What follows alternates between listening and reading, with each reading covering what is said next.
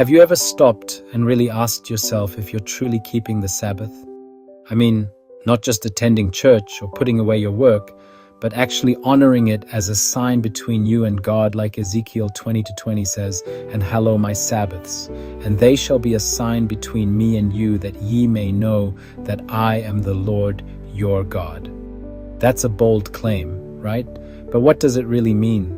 Ellen White put it this way: the observance of the Sabbath, the seventh day, by God's people is the sign to the world that they are linked to the God of heaven as his loyal subjects, and it is the sign that God recognizes them as his chosen people. So the Sabbath isn't just a day off, it's a living testimony of who you belong to. But here's the hard part. As Adventists, it's easy to say, yeah, I keep the Sabbath. But the real question is, are we just claiming it, or are we living it? The spirit of prophecy warns us, your profession is not of any value without the practical doing of the word. That hits deep, because honestly, going through the motions isn't enough. In fact, Ellen White says, 10,000 times 10,000 may profess to obey the law and the gospel and yet be living in transgression.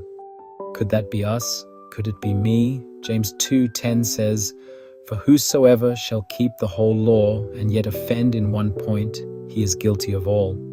God's standard is wholehearted, complete obedience, not just halfway.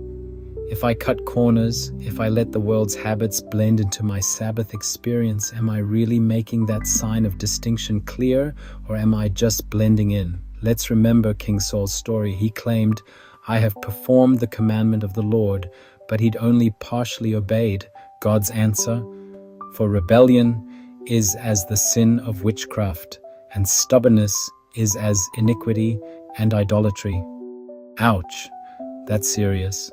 And Ellen White warns, no matter how zealous men may be in their observance of religious ceremonies, the Lord cannot accept them if they persist in willful violation of one of his commands. So, here's the wake-up call. The Sabbath is more than tradition, more than a check mark on a list. It's a relationship. It's trust, total trust, in God as Creator and King. This week, I'm challenging myself to ask, am I really honoring the Sabbath as God intended, or am I just going through the motions? Let's not settle for an empty profession. Let's live out the Sabbath so the world can see who our God really is.